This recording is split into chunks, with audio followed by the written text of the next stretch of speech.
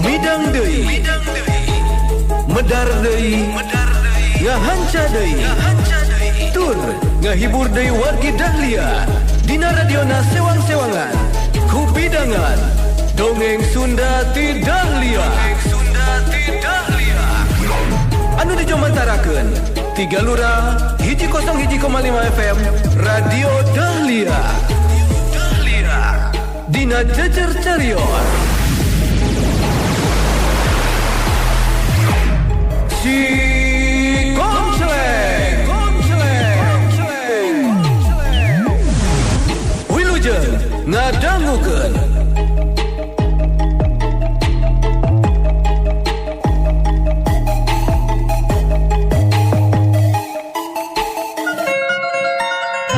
Warga Dahlia, kamari si Konsleng tos tiasa ngarubuhkeun si Bujang Sancang.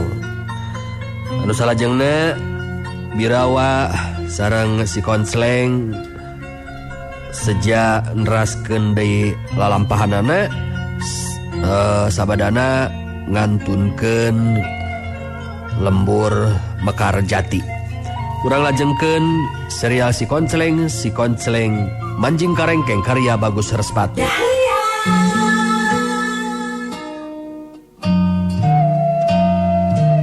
Si Konsleng narik napas panjang. Birawa si Banteng Karoban memang kawilang bela jeung satia ka dirina. Tirila si Konsleng terus kedalisan.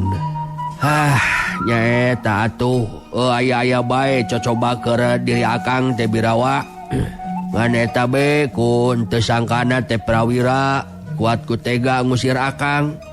Anu sok padahal mah kanyaah akang ka manehna teh ku perasaan mah da lain pupulasan. Nganu matak nguingan tengenahan dek itu Kang. Boko nama prawira doraka ngeta kitu lakuan deh. Nganu matak nguing ngambekan kamanena. Nganu nerus nguing tadi nama ngarek narung ngejeng prawira. Ngamun tadi ngalangan ku sing ngamung nawang si Magang. Ulah nepikeun katarung sagala rupa Birawa. Wa akang katarima kabela jeung rasa satia Birawa. Ceuk akang oge tadi ieu mah kawilang cocoba keur diri akang. Sabab prawira oge harita mah memang teu bisa ngadalikeun diri sigana teh. Akang oge teu dibere kasempatan pikeun cumarita. Jadi neon ngetana nganu jadi pasoalan deh Gang. Nguingan tengarati Boko nama prawira ngomongan Kang Nguing ngayang jelas mah nanyakeun be cenah ka Kang Konsleng supaya jelas segala rupana. Nguing jadi manasyaran ngadumada ku Nguing Kang Konsleng terus diteangan. Jadi gayana masalah neon gitu Kang. Birawa si Banteng Karoban panasaran hatena jadi hayang nyaho ngeunaan pasoalan anu sabenerna. Puguh akang oge kaget jeung teu ngimpi-ngimpi acan upama aya kajadian di mana prawira ngambek teu bisa ngadalikeun diri. Samalah manepikeun ka ngusirna pisan ka akang. Nya ari anu jadi pasoalan mah gara-gara Nilam Sari datang ka Laraswati. Duka teuing nyeri hate atawa naon. Ngan anu jelas Nilam Sari nyebutkeun yen akang teh kawilang jalma anu yang syarakeun hati awewe. Nyata manehna jeung Arum Sari anu majarkeun teh geus disungsi diri ku akang. Itu terus ditinggalkeun.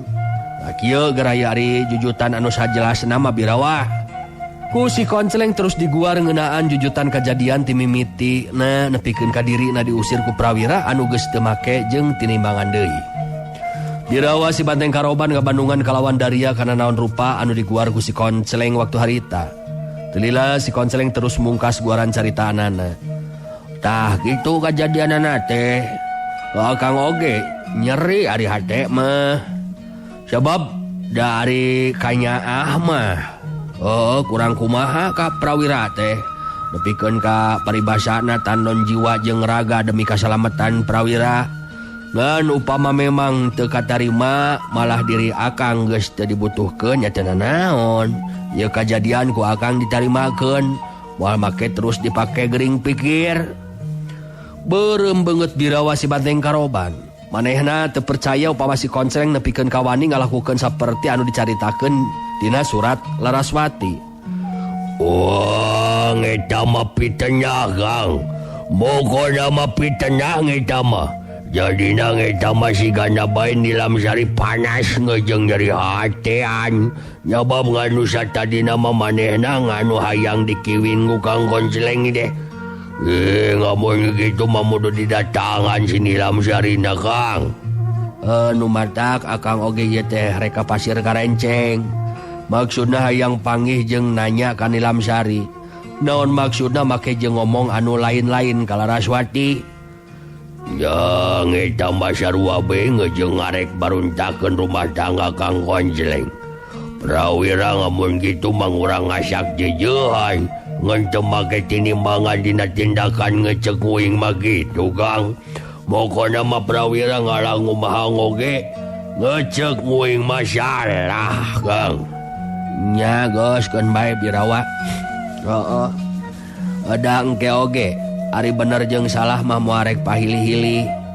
Atuh akang oge moarek maksakeun maneh. Sangkan prawira kudu ngarti jeung narima kana caritaan akang. Keun be engke kenyataan nu bakal cumarita mah. Wah, Kang Konceleng mah sabaran teuing, Kang. Ngamun nguing ngapaehan boga murid nganu ngaya kitu mah. Ngeta mah ngan teu nyaho mulang dari mah, Kang. Jadina uing milu sadia, Kang. Pokona mah milu nyari hate, pokona mah, Kang. Teu kudu nyari hate jeung sedih sagala rupa Birawa. Asal memang urang hade kalakuan jika mana oge moal make sereg dina pantok paribasana. Jadi akang teu ngarasa sedih. Ngan anu jadi pikiran akang mah kamana lunta Laraswati anu jadi pamajikan. Ieu anu matak salempang jeung jadi pikiran pikeun akang. Si Konceleng katingali neuteut ka lebah tempat anu kosong. Memang anu disalempangkeun ku dirina taya deui kajabati Laraswati anu jadi pamajikanana. Anu teu nyaritakeun dina suratna arek lunta lumampah ka mana.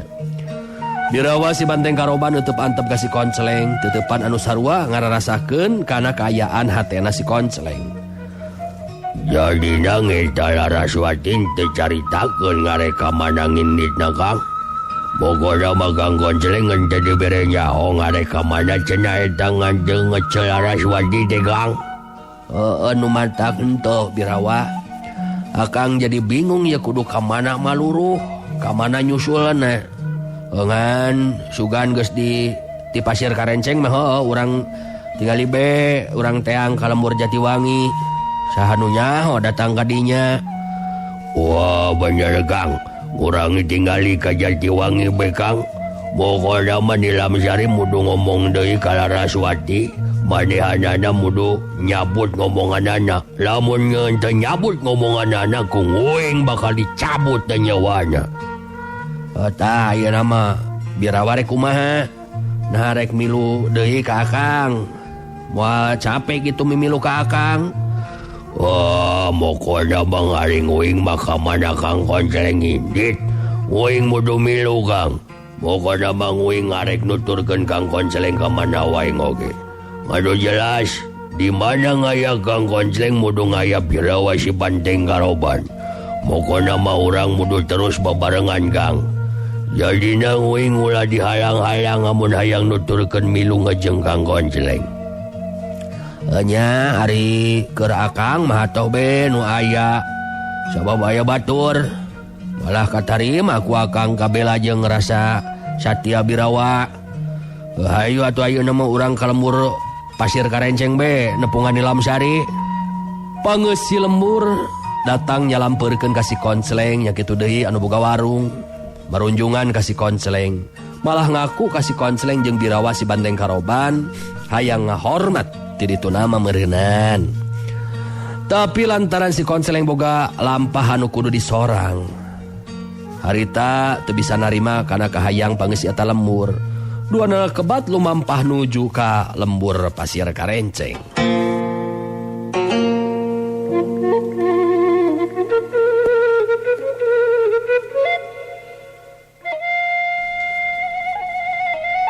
Teka catur di jalanna jauh hamo burung cunduk anggang hamo burung datang. Gancangna carita kadatangan si Konceleng dibagiakeun ku Mang Ajun salaku panesahatna Nilamsari. Lantaran Birawa milu ngobrol, tiluanana ditarima teh di bale tempat ngariung. Tempatna memang laluasa jeung teu sieun ngaborobot palupuh nada wangunanana lain panggung. Tiluanana ngariung, Mang Ajun anu kadenge leuwih ti heula muka babaran lisan. Tah kabeneran ya teh Jang Konceleng. Nya Jang Konceleng datang ka dieu teh kabeneran pisan. Sabab mang teh hayang negerakeun ngeunaan Nyi Mas Nilamsari.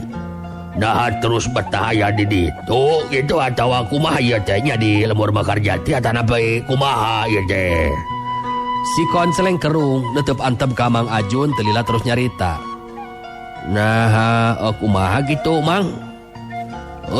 Ya, di waktu Jang Konceleng ka dieu teh di Sabang Prak Nyi Mas Nilamsari indit ka Lembur Mekarjati nepikeun ka ayeuna teh acan aya mulang. Mang teh jadi teu parugu aya di dieu, sok bisi aya naon-naon. Ayeuna Jang Konceleng aya datang ka dieu, nya bunga be anu aya.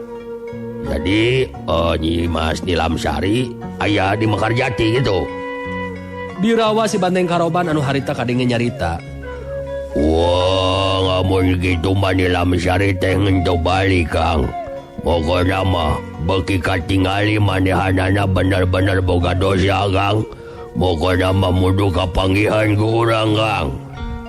Si Konceleng rada hareneg hatena dina waktu harita. Saat tadi nama miharap bisa panggih jeung Nilamsari sangkan bisa Balumbang Timur.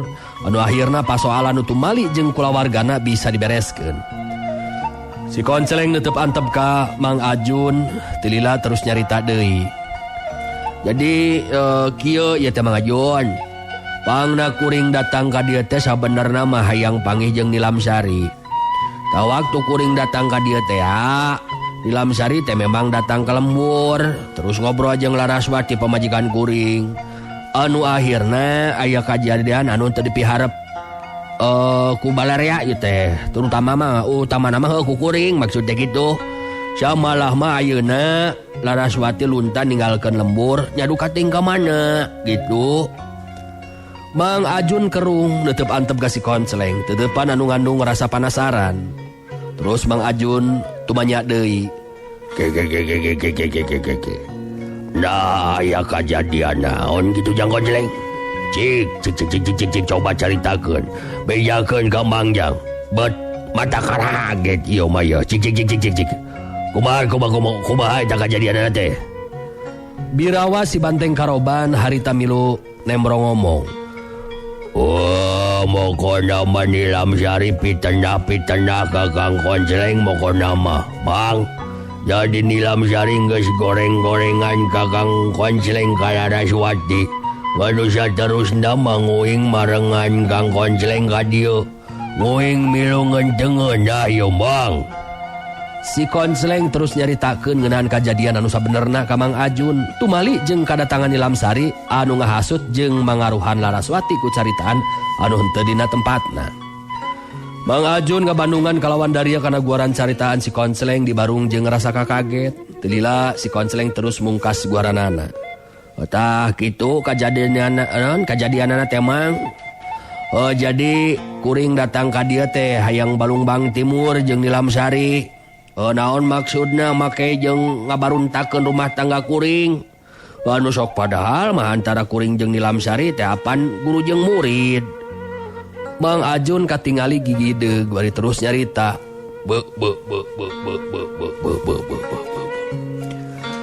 Nah kunaon Nyi Mas Nilamsari teh bet ngalakukeun tindakan saperti kitu nya. Duh, berat oge ta cobaan teh Jang Konceleng. Leuwih berat pikeun nying hareupan musuh ti luar ieu mah. Duh, nyan eta Nyi Mas Nilamsari bet ku tega ngalakukeun tindakan kitu. Nah naon atuh maksudna nya? Duh. Birawa si Banteng Karoban anu ngomong deui. Mokona ngari maksud nama supaya Kang Konsleng jeung Laraswati pisahan. Mokona mah lantaran nyeri ngate. Nganu madak mundu dituduhkeun ngayeuna di mana ngayana ngeta Nilam Sari Mang. Ulah sumput-sumput Mang. Ari Jang Birawa. Keur naon Mang make jeung yumputkeun sagarupa? Apan tadi oge geus dicaritakeun ku Mang, leungiteun ku Nilam Sari teh ti Sabang Prak miang ninggalkeun pasir Karenceng nepikeun ka ayeuna acan mulang eta teh. Birawa si Banteng Karoban ngareret ka si Konsleng terus tumanya. Wah, jadina ngumaha ngamun kieu Kang. Urang mudu ka mana nianganana yo? Pokoknya ngaring uing mah kumaha Kang Konsleng we ngarek neangan Nilam Sari ngayu, ngarek neangan Laraswati ngayu ngaring uing mah Kang. Si Konsleng katingali ngahulang sakedeung neneangan jelema hirup memang teu gampang. Tapi si Konsleng boga kayakinan dina hatena setiap ikhtiar jeung tarekah anu dilakukeun saeutik gedena tidang tu bakal ngabuahkeun hasil.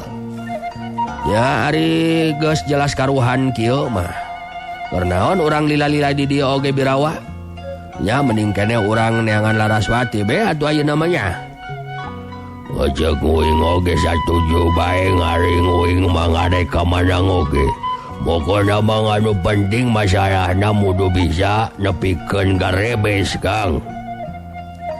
Saenggeus karuhan jelas Nilam Sari eueuh di pasir Karenceng, si Konsleng jeung Birawa terus lumampah pikeun neangan Laraswati.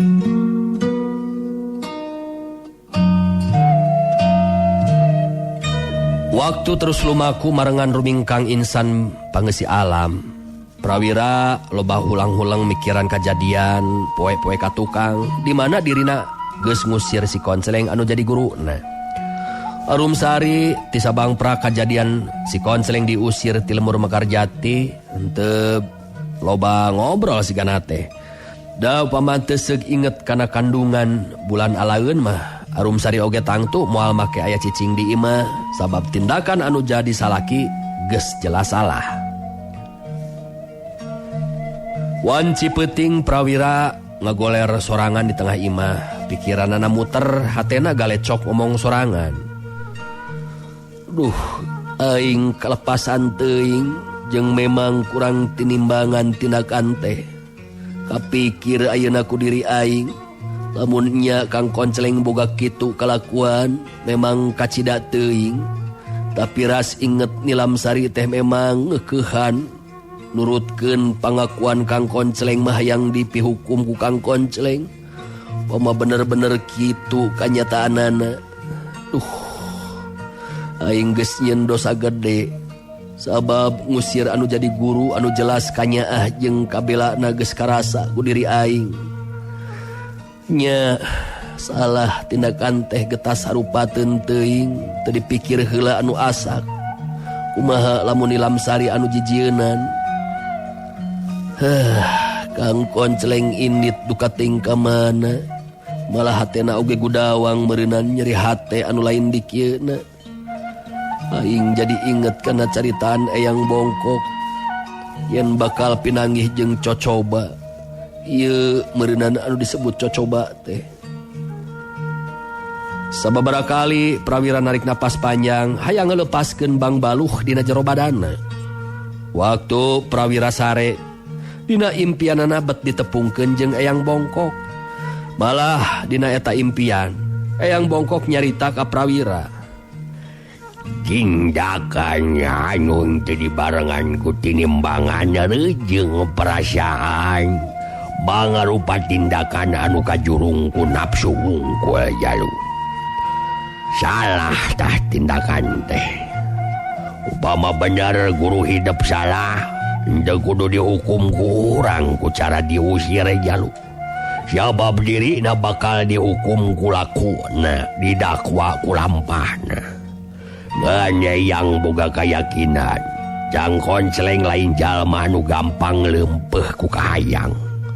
Apa Arum Sari pamajikan hidup geus nyarita anu sabenerna. Guru hidup lain lalaki anu leumpeuh yuni sok komo ngumbar rasaning birahi. hidup ngusir Jang Konceleng sarua beh jeung ngusir Eyang. Sabab di antara urang tiluan nganteng tatali batin anu kuat. Hidup masih kena ingat. Pikeun ngayakinkeun ilmu Pancabraya kudu ngarti kana diri. Jalma nu ngarti kana diri tangtu boga rasa jeung rumasa. Lebah dieu hidup kurang asak jejeuhan jalu. Mawa karep geterna nafsu. Sing iyatna kudu tahan ku ujian. Ngan sakitu anu bisa katepikeun ku Eyang. Geus kitu mah yang bongkok anu nembongan dina impian teh ngiles terus leungit. Prawira harita hudang tina sarena. Lila ngahulang mikiran caritana yang bongkok anu datang dina impian. Aduh, Eyang bongkok datang dina impian. Nyaan salah tindakan anu geus dilakukeun ku diri aing teh. Kamana atuh Kang Konceleng miangna? Eyang bongkok jelas bieu geus nyaritakeun jeung nyalahkeun tindakan anu dilakukeun ku diri aing. Memang aing rumasa kurang tinimbangan, teu disaring heula naon tindakan aing. Kumaha atuh nya? Tada teuing nyeri perihna hati Kang Konceleng sabab diusir ku diri aing. Ampura abdi Kang. Peuting eta prawira jadi teu bisa deui sare. Pikiran jeung hatena jadi henteu tenang.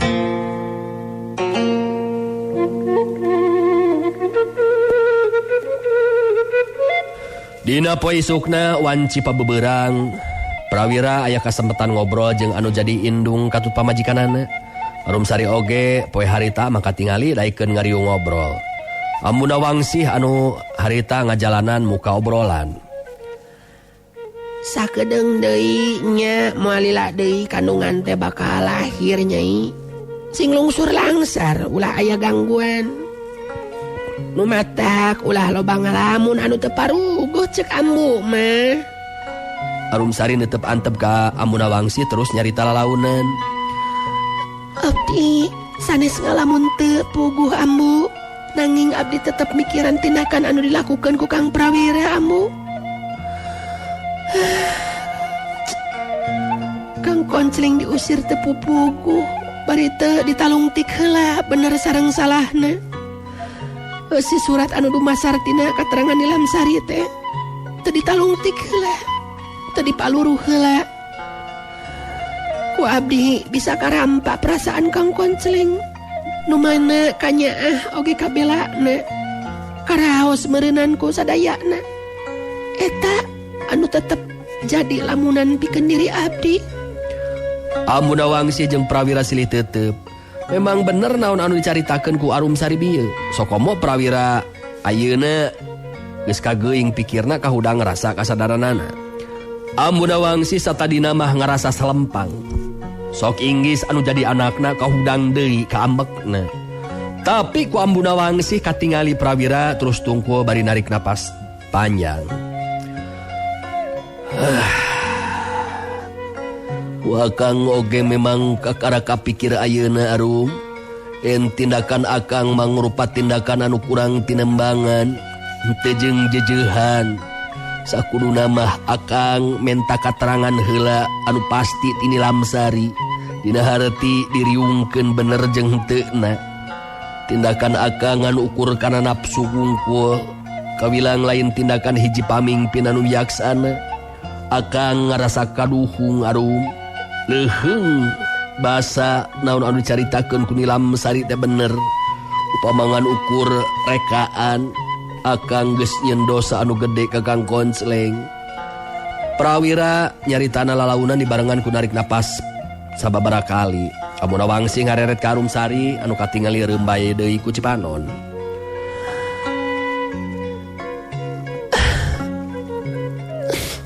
Abdi kamari tos ngajelaskeun ka Kang Prawira. Upami leres Kang Konceleng kitu kalakuanana, ku abdi moal dituturkeun Kang. Sakedahna Kang Prawira nganuhunkeun ka Kang Konceleng sabab dengan ukur nurunkeun ilmu ka salira. Tapi diri abdi ieu anu dipuhukumku Kang Prawira sababaraha kali lepas tina bahaya. Pokona mah jasa Kang Konsleng kadienakeun. Ieu kulawarga urang sababaraha kali lepas tina ancaman bahaya. Ku abdi teu kedah dijelaskeun naon jasa Kang Konsleng ka kulawarga urang. Margi Kang Prawira oge tiasa ngaraoskeun panginten. Margi Kang Prawira oge ngiri ngarandapan.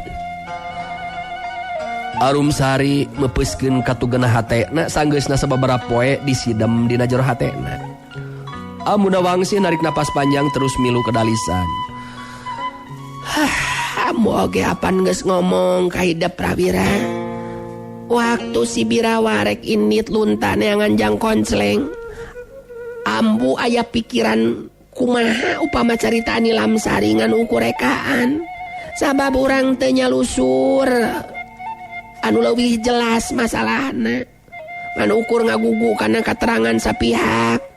Upama Jang Konsleng teu boga dosa kacida gedena kasalahan nu dilakukeun ku urang teh. Prawira unggut-unggutan, tumuwuh rasa kaduhung dina hatena. Memang sakuduna mah ulah waka langsung nibankeun putusan, sokomo dirina salaku pamingpin atawa pupuh lembur. Katerangan ti sapihak wungkul tangtu be tindakan anu kurang wijaksana.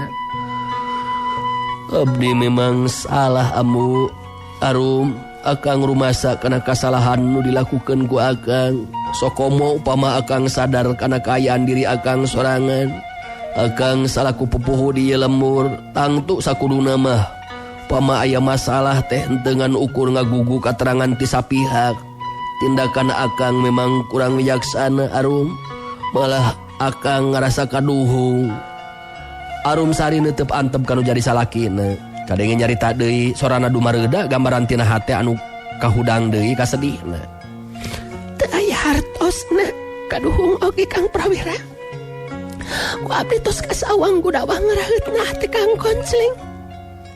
Dina waktuna urang aya kasusah mah tasirikna jiwa ragana ku Kang Konsleng teh ditandunkeun demi kasalametan urang. Tapi ayeuna dina waktuna Kang Konsleng meunang cocoba ditinggalkeun ku anu jadi pamajikanana lantaran pangaruh hasutan. Kudu narima deui cobaan diusir ditundung ku jalma anu dipikanya lahir jeung batin. Nyata salira Kang Prawira. Tos daya hartosna daya rasa kaduhung urang Kang. Margi Kang Konsleng duka tos ka mana mah lumampahna. Sokomo taya gesan pakumaha-kumaha.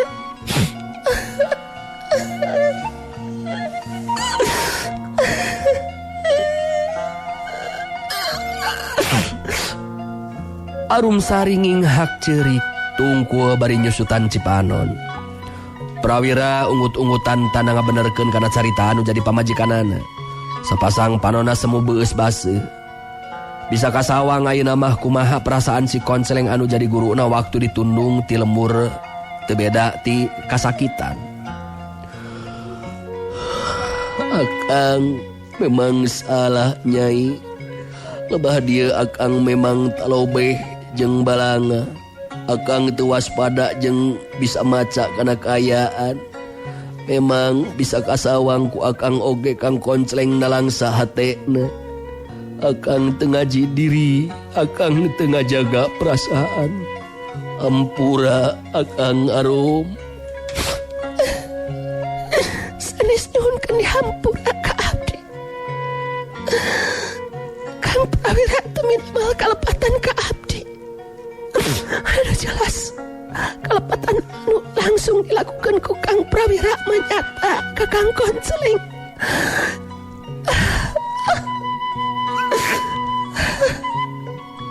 Abdarek akulir heula Kang. Ieu sutun motah. Arum Sari bangun embung lila ngobrol sigana teh. Terus ngagoloyoh asup ka jeronggona. Amuna wangsi jeung Prawira silih teuteup, duanana kaeuntepan ku rasa kaduhung. Amuna wangsi sorangan memang kurang tinimangan bet mihak ka Prawira dina waktu ngadakwa ka si Konsleng teh. Tapi duanana oge sadar yen rasa kaduhung teh ngan saukur ngajentul dina jajantung. puguh si konceleng geus lunta ninggalkeun lembur duka teuing ka mana lumampahna.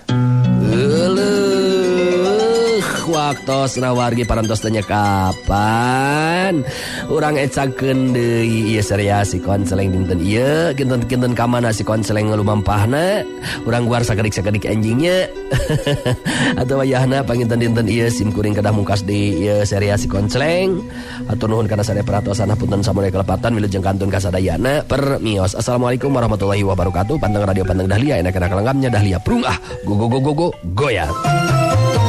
Wargi Dahlia cag heula urang ecakeun heula dugi ka dieu dongeng Sunda ti Dahlia dina dinten ieu dina carios si konceleng tong hilap ulah dugi ka kantun enjing patepang dangu deui dina acara sareng tempat anu sami mung di 101,5 FM Radio Dahlia. Wilujeng kantun permios.